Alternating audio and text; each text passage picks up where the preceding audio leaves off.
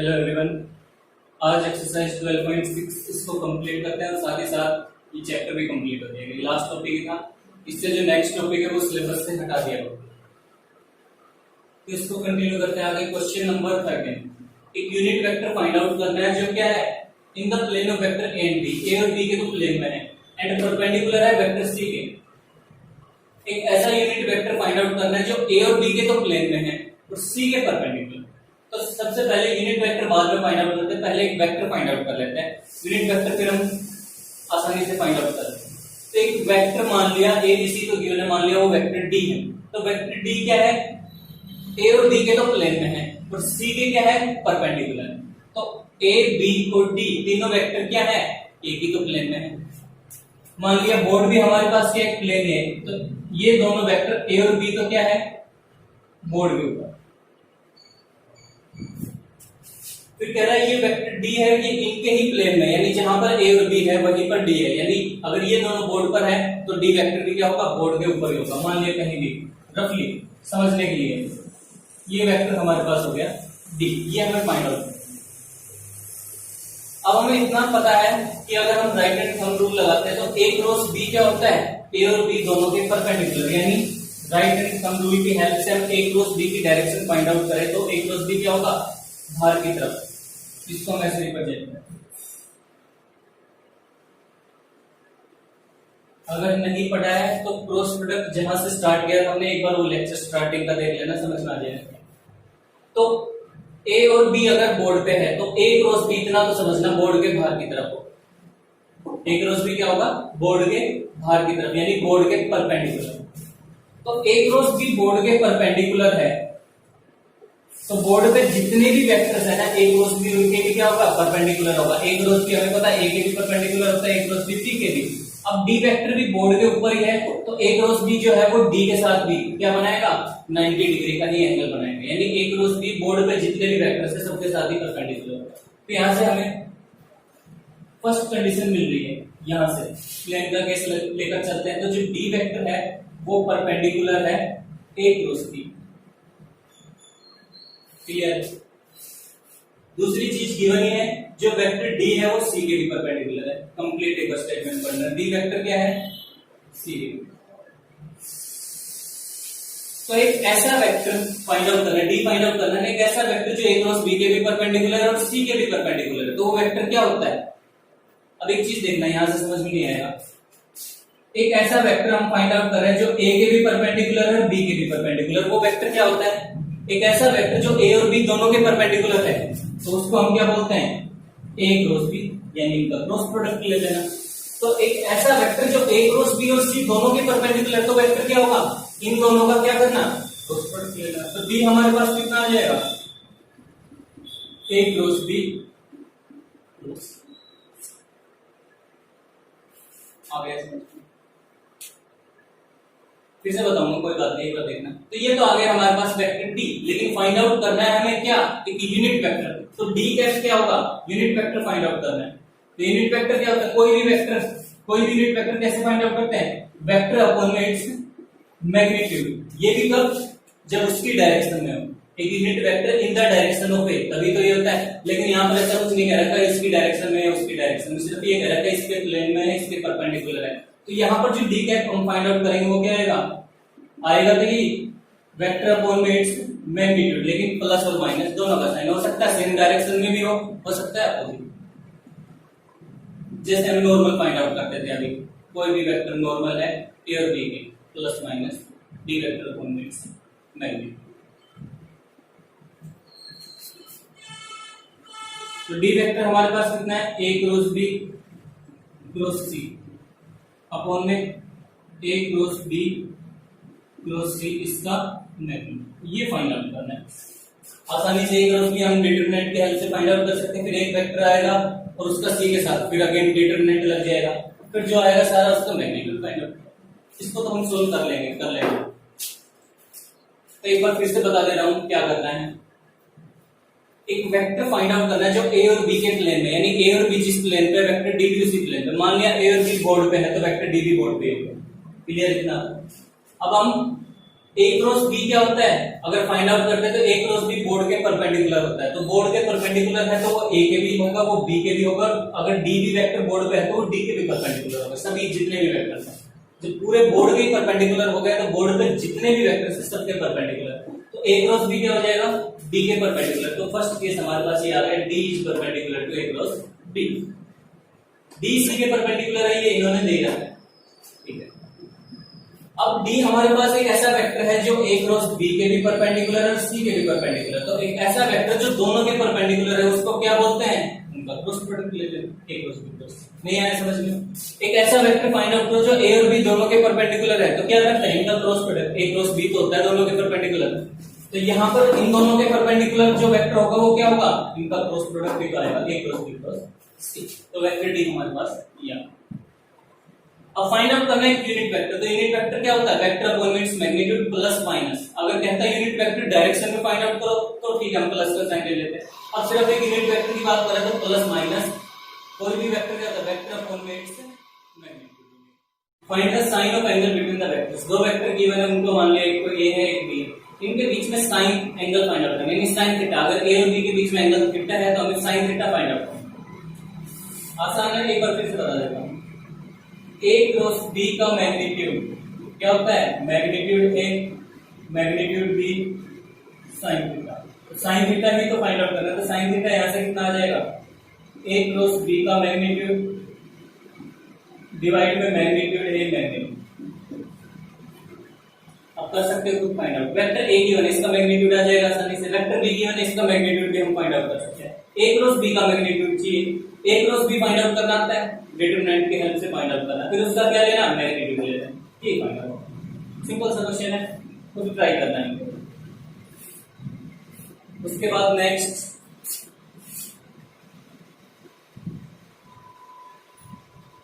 Find the area of parallelogram whose adjacent sides are, चलिए इसमें बता देता हूँ क्या करना है, find the area of parallelogram,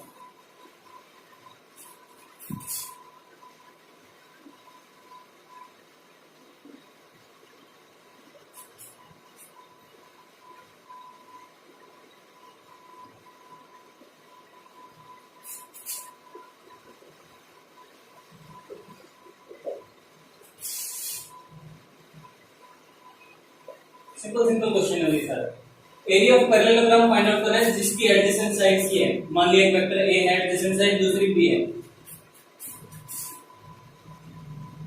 ये हो गया, ये तो ए है, ये हमारे पास क्या है बी है, तो हमने डायरेक्ट फॉर्मूला पढ़ा था area of parallelogram with adjacent sides a and b क्या होता है, ए क्रॉस बी का सिंपल सा क्वेश्चन है, ए क्रॉस बी निकालना पहले तो इसका मैग्नीट्यूड ले लेना, ये एरिया ऑफ पैरेललोग्राम। अब क्वेश्चन आता है एक और, area of parallelogram whose diagonals are, अब गलती से एडजेसेंट साइड्स की जगह इन्होंने दे दिया डायगोनल्स, यानी ए और बी डायगोनल का काम कर रहे हैं, अब ये एडजेसेंट साइड्स नहीं, ये क्या है डायगोनल है, ये हमारे पास हो गया वेक्टर ए, ये हो गया वेक्टर बी, ये दोनों डायगोनल है, तो उस केस में जो area of parallelogram with diagonals वो होता है हाफ ए क्रॉस बी, यानी जो एरिया ऑफ ट्रायंगल का होता है वो क्या हो जाएगा इस केस में, अगर डायगोनल है ए और बी तो हाफ ए क्रॉस बी, यानी ए क्रॉस बी निकालना मैग्नीट्यूड उसको 1/2 से डिवाइड करो, ठीक है। अब एक ही क्वेश्चन इसमें ये आता है क्या, area of parallelogram find out करना है जिसकी वर्टिसेस गिवन है, तो वो कैसे फाइंड आउट करेंगे, ये क्वेश्चन तो एक बार एग्जांपल पढ़ लेना है, कैसे देख लेना, सिंपल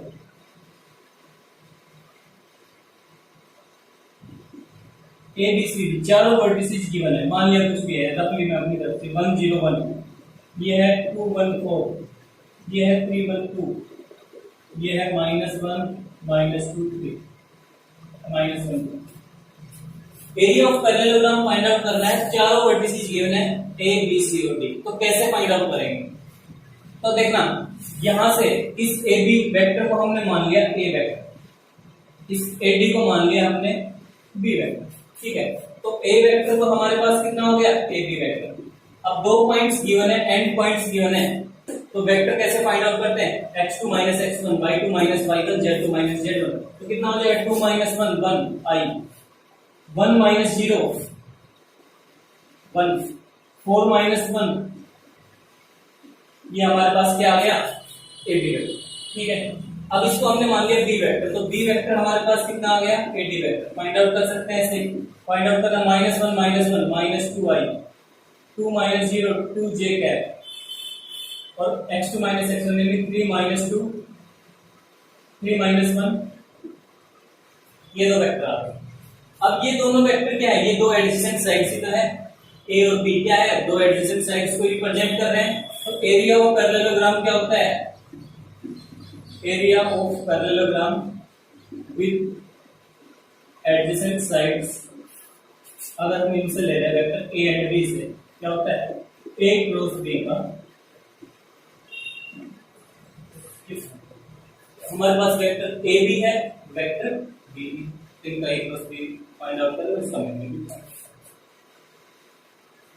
उसके बाद ऐसे ही एरिया ऑफ ट्राइंगल है, अगर तीन वर्टिसेस गिवन है तो क्या करना? तीनों वर्टिसेस अगर गिवन है तो क्या करेंगे?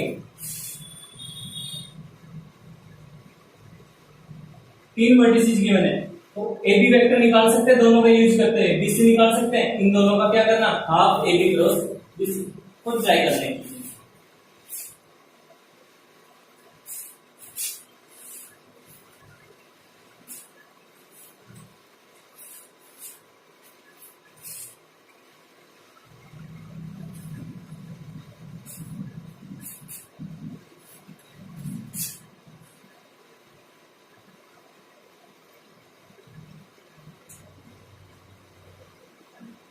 पंद्रह से लेकर 20 तक 19 तक सारे क्वेश्चन एक जैसे कर लेना।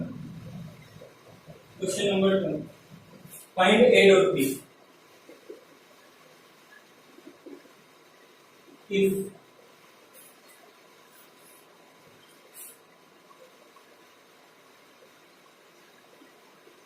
मैग्नीट्यूड ए हमारे पास है √26 एंड मैग्नीट्यूड हमारे पास बी है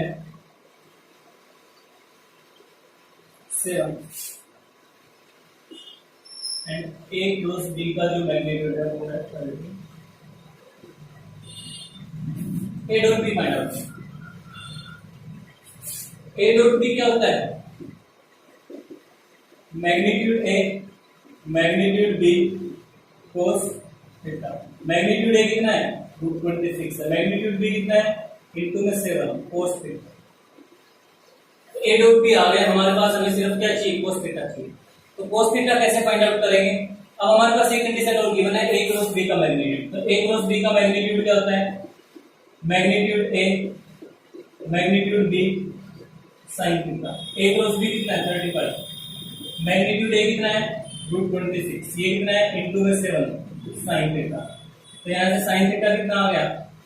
ये कैंसिल हो जाएगा, 7 से 5 अपॉन में √26। तो कोस थीटा क्या होता है? √1 माइनस साइन स्क्वायर थीटा होता है, नहीं होता? प्लस का भी और माइनस का। Sine square plus cos square 1, तो कोस स्क्वायर कितना आ गया? 1 माइनस साइन स्क्वायर, कोस कितना आ गया? √1 minus sine square plus minus.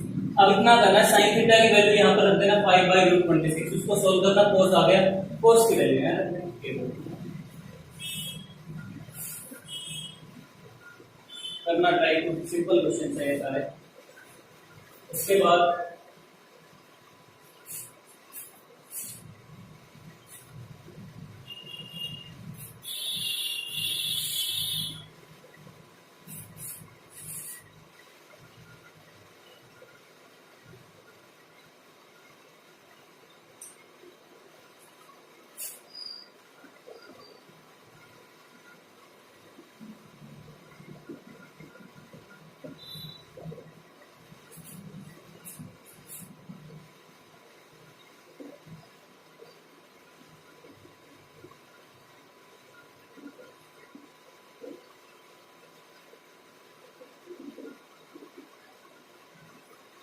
ये प्रूव करना है, ए क्रॉस बी के मैग्नीट्यूड का स्क्वायर ए डॉट बी ये डिटरमिनेंट है इसके इक्वल, ये प्रूव करना। तो देखना राइट हैंड साइड पहले सोल्व करता हूं। सोल्व करना है, इसकी मल्टीप्लाई इसके साथ होगी, ये प्लस में, ये किसमें होगी, माइनस में।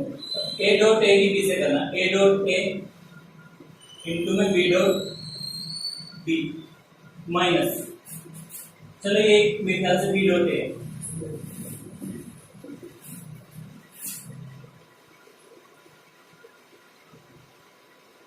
दोनों ये डॉट बी,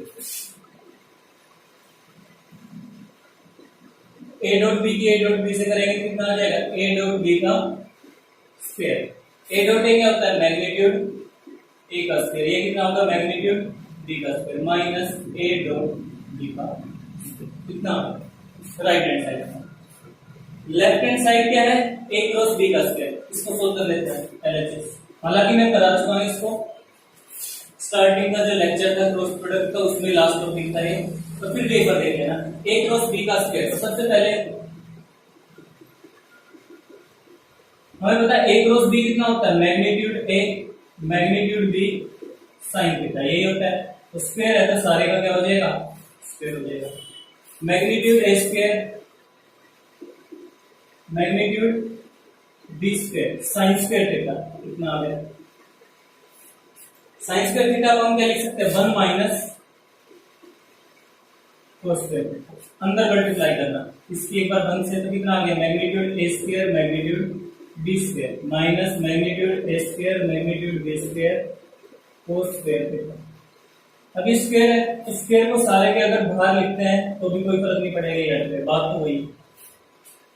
और ये क्या है, चेक करोगे ध्यान से देखना क्या है, ए डॉट बी का ही तो फॉर्मूला है, तो कितना हो गया, ए डॉट बी का एलएचएस और आरएचएस दोनों दे सकते हैं, सिंपल था। एलएचएस पहले आरएचएस सोल्व करते हैं, इसकी से मल्टीप्लाई इससे मल्टीप्लाई, इतना आ गया। फिर लेफ्ट हैंड साइड लेकर चलते हैं, हमें पता है ए क्रॉस बी क्या होता है, ए क्रॉस बी स्क्वायर की बात नहीं कर, सिर्फ ए क्रॉस बी का मैग्नीट्यूड मैग्नीट्यूड है मैग्नीट्यूड बी साइन थीटा, बाहर सारे का क्या है, स्क्वायर, स्क्वायर कर दिया, साइन स्क्वायर को लिख सकते हैं 1 माइनस कोस स्क्वायर, एक बार इससे मल्टीप्लाई की एक बार कोस स्क्वायर से, फिर स्क्वायर है सबके अंदर स्क्वायर है तो बाहर लिख दिया, बात वही है स्क्वायर। ये किसका formula, A dot B, square करेंगे तो ए डॉट बी का स्क्वायर, तो एलएचएस इक्वल टू आरएचएस कर चुके थे पहले, फिर एक बार दोबारा देखेंगे।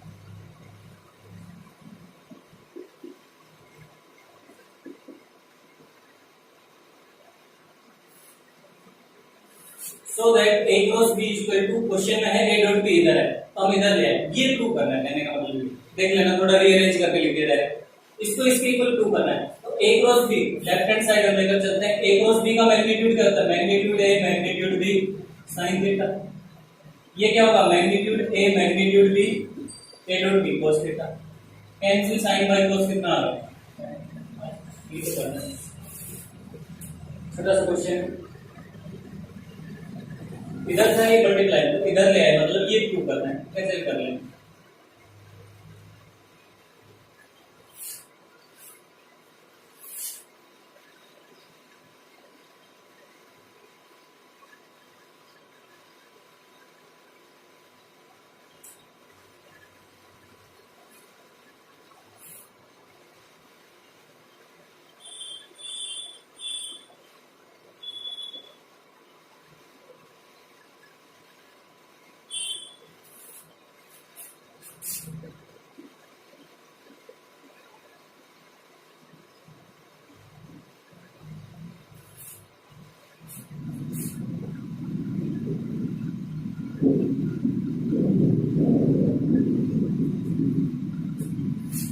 ए cross b plus c b cross c plus a c cross a plus b, इसको प्रूव करना है, ये जीरो वेक्टर के इक्वल है। तो हमने डिस्ट्रीब्यूटिव लॉ किया था, ए क्रॉस बी प्लस सी क्या होता है, ए की बी से करेंगे ए क्रॉस बी प्लस ए की फिर सी से करेंगे ए क्रॉस, ये होता है डिस्ट्रीब्यूटिव लॉ। तो ये अप्लाई करेंगे इन सब पर।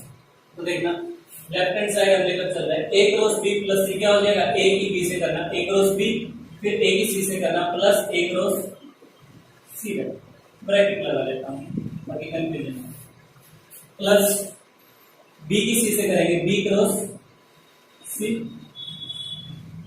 प्लस बी क्रॉस ए, सी की ए से सी की बी से, c cross a plus C cross B. अब इसको जीरो दिखाना है, तो ये तो ए क्रॉस बी है, ये बी क्रॉस ए है। हमने पढ़ा था ए क्रॉस बी क्या होता है, किसके इक्वल होता है, ए cross b minus b cross a. ये result a cross b commutative में पढ़ा था, ए क्रॉस बी और बी क्रॉस ए इक्वल नहीं होते, a cross b minus b cross a के इक्वल होता है। ए क्रॉस बी की डायरेक्शन बाहर की तरफ होती है, बी क्रॉस ए की अंदर की तरफ, तो माइनस बी क्रॉस ए करेंगे तब दोनों जाके क्या होंगे, इक्वल होंगे। तो ए क्रॉस बी की जगह मैं यहां पर लिख सकता हूं नेक्स्ट स्टेप में माइनस बी क्रॉस, ब्रैकेट में रीजन देता हूं। यहां पर ए क्रॉस सी है, यहां पर सी क्रॉस ए है, तो ए क्रॉस सी किसके इक्वल होगा, सेम वे में माइनस बी क्रॉस। ऐसे ही बच गया बी क्रॉस सी, तो बी क्रॉस सी और सी क्रॉस बी, बी क्रॉस सी किसके इक्वल होगा, माइनस सी क्रॉस। अब चेक करना सारे क्या है, इससे ये कैंसिल हो गया, माइनस सी क्रॉस ए से c cross a, minus c cross B c cross b, बचा कितना,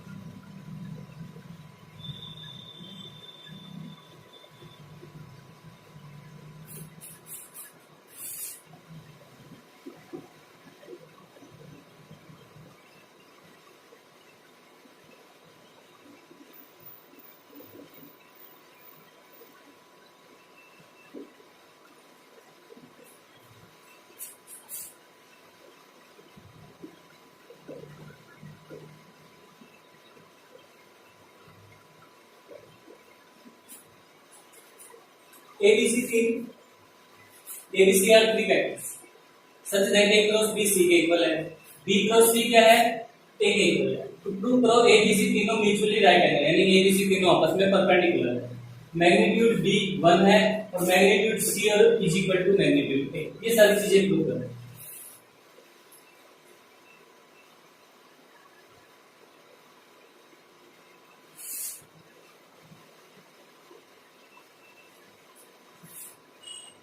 सबसे पहले ये कंडीशन की है ए क्रॉस बी इक्वल टू सी, ये लेकर चलो।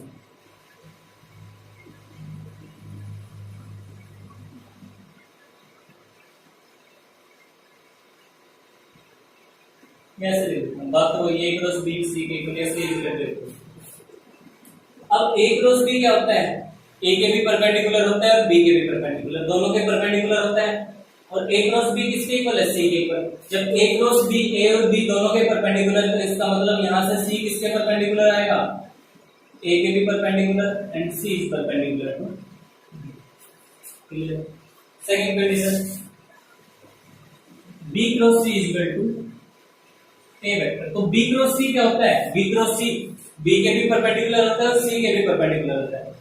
तो बी क्रॉस सी बी और सी के परपेंडिकुलर है, तो बी क्रॉस सी ए ही तो है, तो ए भी क्या होगा, बी के परपेंडिकुलर और सी दोनों के। आ गया होगा समझ में। अब ए बी के परपेंडिकुलर है, ए सी के भी परपेंडिकुलर है, बी सी के है, सी ए का है, तो चेक करना सारे आपस में क्या है, परपेंडिकुलर। तो देयरफॉर ए बी और C are mutually at right angle से म्यूचुअली नहीं है समझ। फिर से तो देखना कंडीशन गिवन है a cross b equal to c, तो हमें पता है a क्रॉस b जो होता है वो a के भी परपेंडिकुलर होता है और वो क्या होता है b के, दोनों के परपेंडिकुलर होता है a क्रॉस b, और a क्रॉस b क्या है, c तो है, तो a क्रॉस b a और b है, तो c भी क्या होगा, a और b दोनों के परपेंडिकुलर। क्लियर, तो पहला पार्ट तो हमने प्रूव कर दिया। फिर करना मैग्नीट्यूड b वन है और मैग्नीट्यूड c मैग्नीट्यूड a की। फिर से कंडीशन उठाना, a क्रॉस b c के इक्वल है, तो a क्रॉस b का मैग्नीट्यूड क्या होगा, मैग्नीट्यूड देखो c मैग्नीट्यूड एक्सपेंड करना क्या होता है formula, magnitude a magnitude b sin मान लिया थीटा इनके बीच में एंगल है। अब थीटा क्या होगा, अभी तो कह रहा है ए बी सी तीनों म्यूचुअली परपेंडिकुलर है, तीनों के बीच में 90 आपस में 90 डिग्री का एंगल है, तो थीटा यहाँ पर क्या है, ए और बी के बीच में एंगल है। अब हमें पता है थीटा ए और बी तो क्या है, इनके बीच में एंगल 90 डिग्री, तो यहाँ पर थीटा कितना हो जाएगा 90 डिग्री यानी पाई बाय, तो sin 90 कितना होता है 1, तो मैग्नीट्यूड ए मैग्नीट्यूड बी कितना आ गया सी के इक्वल। दूसरी कंडीशन लेकर चलते हैं, उसका मैग्नीट्यूड लेना, क्यों मैग्नीट्यूड ही तो फाइंड आउट करना है, तो मैग्नीट्यूड भी लेकर चलेंगे। क्या हो जाएगा magnitude B magnitude C sine theta. अब बी और सी के बीच में एंगल कितना है, अभी तो बताया था बी और सी के बीच में एंगल क्या है 90 डिग्री, तो कितना आ जाएगा angle sine pi, sine pi by 2 कितना होता है 1, तो 1 लिखो।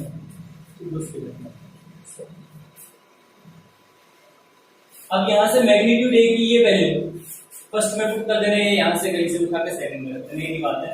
तो मैग्नीट्यूड ए हमारा कितना है बी सी, तो मैग्नीट्यूड ए की जगह लिख दिया हमने मैग्नीट्यूड बी मैग्नीट्यूड सी, और ये मैग्नीट्यूड बी है, तो magnitude B into magnitude B कितना हो जाएगा स्क्वायर, सी से सी क्या हो जाएगा कैंसिल, बच गया कितना 1, तो मैग्नीट्यूड बी कितना आ गया, रूट लेंगे प्लस माइनस 1 भी प्लस 1, क्योंकि मैग्नीट्यूड हमेशा पॉजिटिव है।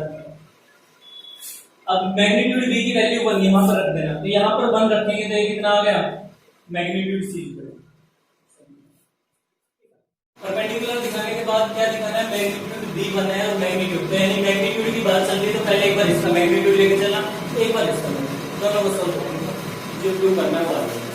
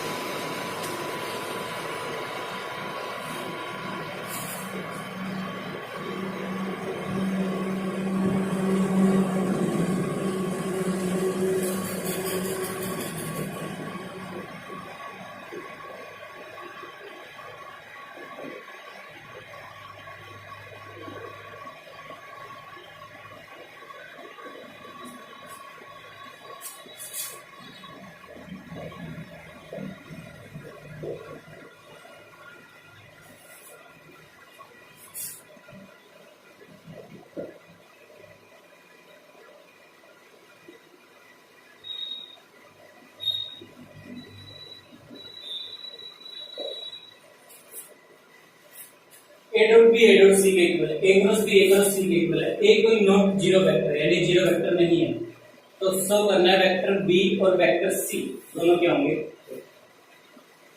तो देखना सबसे पहले ये कंडीशन लिखते हैं, we have A dot B equal to A dot C, इसको इधर लेके आओ। A dot B minus A dot C equal to 0, vector मत लेना, स्केलर है 0 से, तो इसको ये भी तो लिख सकते हैं A dot B minus C. Check कर सकते हो डिस्ट्रीब्यूटिव ला, ए की डी से करेंगे, ए डॉट बी ए की सी से करेंगे, डायरेक्ट में रीजन में दे सकते हो डिस्ट्रीब्यूटिव प्रॉपर्टी। अब ये वेक्टर और ये वेक्टर, इन दोनों का डॉट प्रोडक्ट क्या है, 0 है, तो इसका मतलब ये दोनों क्या है, परपेंडिकुलर, यानी या फिर दो वेक्टर का डॉट प्रोडक्ट क्या है, 0 है। ए तो 0 हो नहीं सकता। चलिए एक चीज बता देता हूं पहले, दो वेक्टर अगर 0 है उनका डॉट प्रोडक्ट, तो हमारे पास क्या क्या कंडीशन आती है, या तो हो सकता है मैग्नीट्यूड A0, या ऐसे ले लेना वेक्टर A0 हो, या हो सकता है वेक्टर B0 हो, या फिर तीसरी कंडीशन होती है A is perpendicular to B, तीन कंडीशन होती है। ऐसी A क्रॉस B0 होता है तब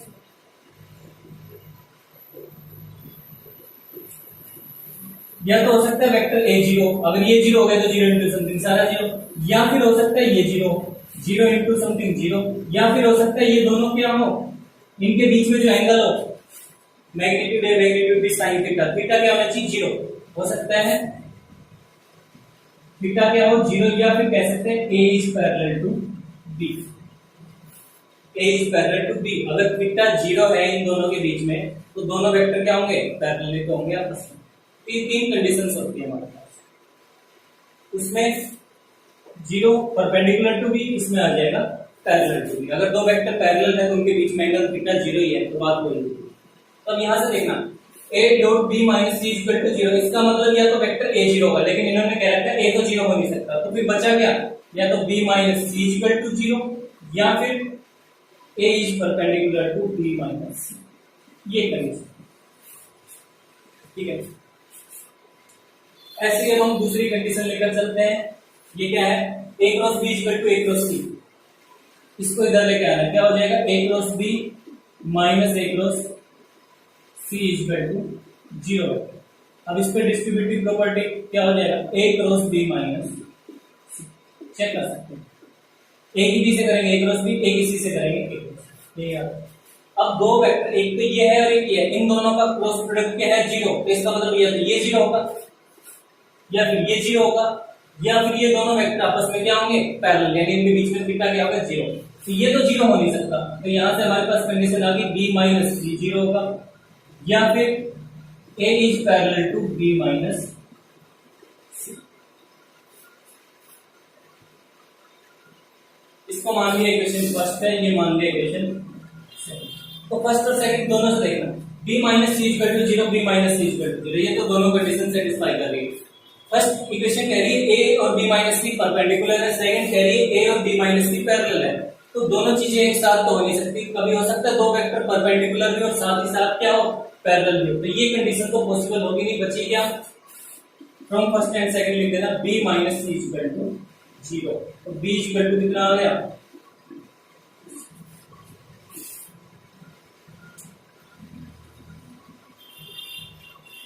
यहाँ वेक्टर लगा लें, B की वेक्टर फिर से पिक कर देता हूं, A dot B equal to A dot C, तो क्या आ गया, इसको इधर लेके आएंगे A dot B, distributive property लगाएंगे A dot B minus C। अब दो वेक्टर्स का डॉट प्रोडक्ट 0 है, तो प्रॉपर्टी पढ़ लेना, या तो ये 0 होगा या ये 0 होगा, या इन दोनों के बीच में एंगल क्या होगा 90 डिग्री। ये तो 0 है नहीं, B1 है, तो B माइनस C 0, या फिर इन दोनों के बीच में एंगल है 90 यानी परपेंडिकुलर। यहां से इस कंडीशन से इसको इधर ले गए A cross B minus C, फिर से डिस्ट्रीब्यूटिव ला लिख लेना, तो या तो दो वेक्टर का क्रॉस प्रोडक्ट क्या है 0, या तो A0 या B माइनस C 0, या इन दोनों के बीच में एंगल है थीटा 0 होगा, ये होता है। तो ये तो 0 है नहीं, B माइनस C 0, इन दोनों के बीच में थीटा 0 का मतलब क्या है, दोनों पैरेलल लिखा है, तो थीटा 0 होता है तो दोनों क्या होंगे, पैरेलल, यानी A is parallel to B minus C। तो फर्स्ट और सेकंड से पहली कंडीशन तो दोनों सेटिस्फाई कर, लेकिन यहाँ पर A परपेंडिकुलर भी है, A सेम चीज के क्या है, पैरेलल भी है, तो दोनों चीजें एक साथ नहीं हो सकती कि परपेंडिकुलर हो और उसी टाइम वो क्या हो, पैरेलल हो, ये कंडीशन दोनों से हम फर्स्ट और सेकंड से prove that normal to the plane containing 3 points with position vector ABC lies in the direction of B cross C cross A cross B। Statement का मतलब क्या है तीन पॉइंट है एबीसी एक प्लेन के ऊपर, उन तीनों पॉइंट्स के पोजीशन वेक्टर गिवन है। जो नॉर्मल होगा ना इस प्लेन के, यानी जहां पर ये पॉइंट्स लाई कर वो एक प्लेन है, जो नॉर्मल नॉर्मल का मतलब जो परपेंडिकुलर होगा इस प्लेन के, यानी इस बोर्ड के जो परपेंडिकुलर होगा वो इस वेक्टर की डायरेक्शन में लाई करेगा।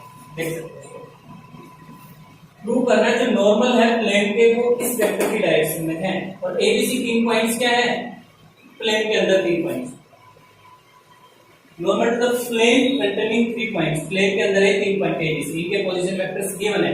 तो प्रूव ये करना है जो नॉर्मल यानी जो परपेंडिकुलर होगा इस प्लेन के इस बोर्ड के, वो क्या होगा, वो इस वेक्टर की डायरेक्शन में। तो देखना, अब अगर हम फाइंड आउट करें यहां से perpendicular right hand thumb rule से, ऐसी वेक्टर की तरफ क्या करना, पाम करना, दूसरे वेक्टर की तरफ क्या करेंगे, हम फिंगर्स को टर्न करेंगे। तो ये जो डायरेक्शन होगी ये किसकी डायरेक्शन होगी, एसी क्रॉस एबी, इसी वेक्टर की डायरेक्शन होगी ना। तो हमारे पास यहां पर क्या है, AC cross AB is normal to the plane, है या नहीं है, परपेंडिकुलर ही तो है। अगर ये वेक्टर ए होता ये बी होता तो ए क्रॉस बी बाहर की तरफ ही होता, ए क्रॉस बी परपेंडिकुलर ही होता। तो यहाँ पर अब एसी और एबी है तो एसी क्रॉस एबी भी क्या होगा, नॉर्मली तो होगा प्लेन के। तो सबसे पहले यहाँ से AC cross AB find out करते हैं, क्या आ जाएगा, पोजीशन वेक्टर की टर्म में position vector of c minus position vector of b given है, cross position vector of b minus position vector of a. इसको सोल्व करोगे तो यही आएगा, बेशक से कर सकते, लास्ट क्वेश्चन में किया भी है। सोल्व करने के बाद इतना, यानी AC क्रॉस AB हमारा कितना आ गया, इसी के इक्वल आ गया। और AC क्रॉस AB क्या है, नॉर्मल लिख रहा है प्लेन के। तो जो हमारा नॉर्मल है प्लेन के वो जब इसी के इक्वल आ गया तो क्या है, इसी की तो डायरेक्शन में लाई करेगा। तो यही तो निकालना था, जो नॉर्मल होगा प्लेन के वो इसकी डायरेक्शन में। तो हमने जो नॉर्मल निकाला है प्लेन के वो किसके, इसके इक्वल दिखा दिया। तो इसका मतलब लिख देना, hence normal to the plane lies in the direction of this vector. Last question है, इसको देख लेते हैं।